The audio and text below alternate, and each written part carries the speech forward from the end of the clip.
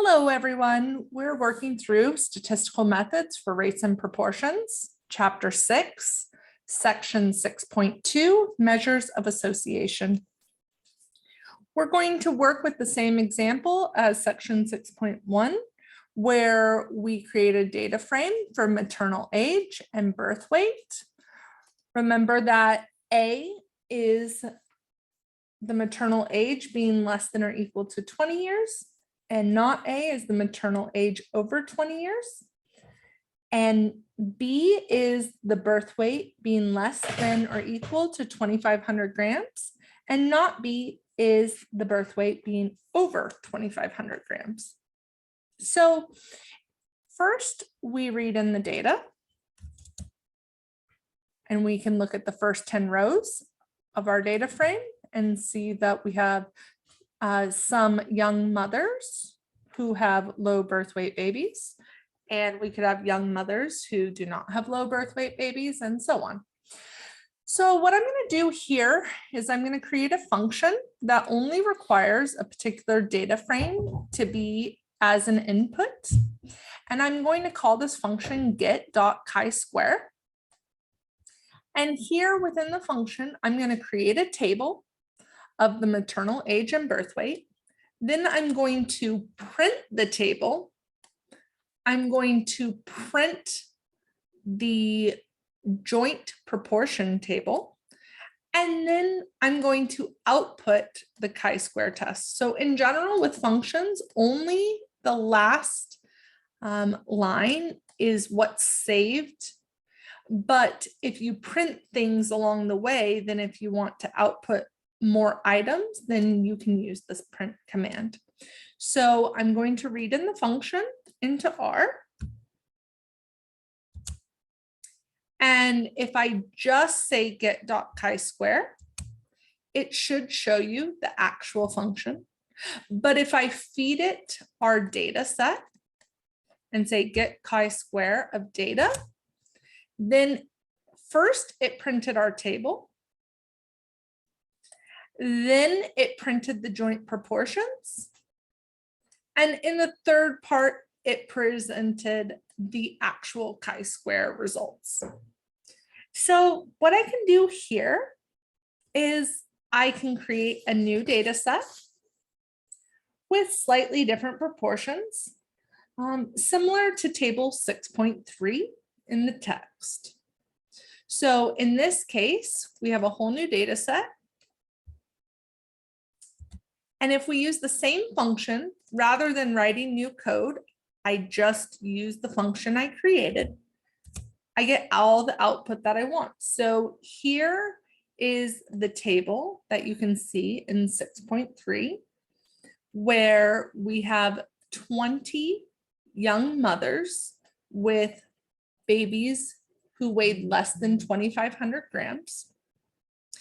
And there we have 80 older mothers over 20 years of age who had babies who were over 2,500 grams. And then not in A, so mothers who were over 20 years, and in B, so they're less than 2,500 grams for the babies, and then not in A and not in B.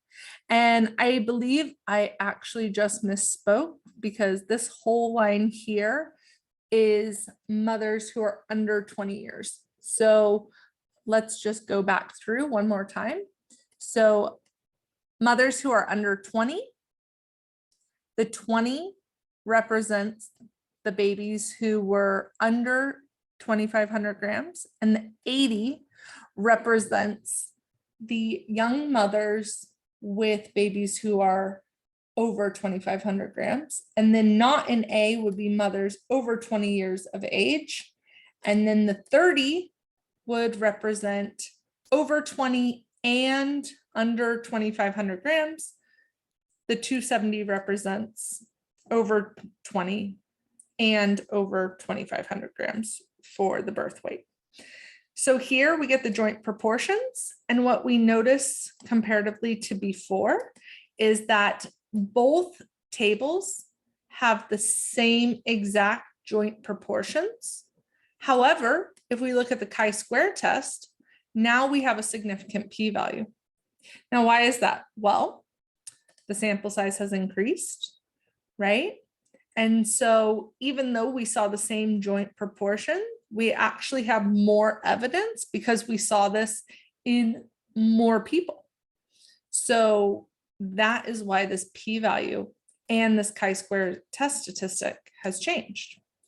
Now, some people might want to have a measure of the degree of association between your characteristics that is free of the influence of the total sample size. And we call this the phi coefficient. So we could create a new function that's based on our data set called get.phi.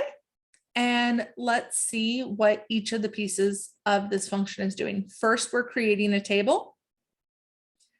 And then we are setting up our cell sizes in 1, 1, in 2, 2, in 1, 2, and in 2, 1. We're getting the row sums by using the apply function on T. We're getting the column sums by once again using the apply function, but now that second piece is a 2, that 2 represents the columns, whereas before the apply function using a 1 represented the rows. And then we can get the marginal row totals and column totals in 1 dot, in 2 dot, in dot 1, and in dot 2. And then we can get in dot dot, which is the sum of the entire table. From there, we're calculating chi-square U, which is the uncorrected chi-square statistic in equation 6.3 of our book. And now we're going to print the phrase. The uncorrected chi-square test statistic equals, and we're going to round that uncorrected chi-square statistic to 2 decimals. Then we're going to calculate phi by taking the square root of chi-square U over n dot dot. And we're going to print the phrase, the phi coefficient is, and we're going to round that phi coefficient. So this is a new function to get our phi coefficient. And now we can get the phi coefficient for our first set of data. So in this case, the chi-square test statistic was 3.43. And I should rephrase, the uncorrected chi-square statistic is 3.43. And the phi coefficient is 0.13. Right? And in the second set of data, the uncorrected chi-square statistic is equal to 6.86. But since those joint proportions were the same, the phi coefficient is still 0.13. So remember, the phi coefficient measures the degree of association between characteristics A and B, but it is not influenced by the sample size. So if you get 2 tables that have the same joint proportions, those 2 tables should also have the same phi coefficient. Whereas the chi-square statistic, both uncorrected chi-square statistic and the chi-square test statistic with our continuity correction, both of those will depend on the sample size. So it really depends on what you're looking to do. But I hope that you learned in this video that you can create functions when you're going to do the same thing multiple times to save yourself some coding. So when I had a new data set, I only had to run 1 new line of code. And I also hope that you learned some new definitions. And I will see you on the next video. Have a great day.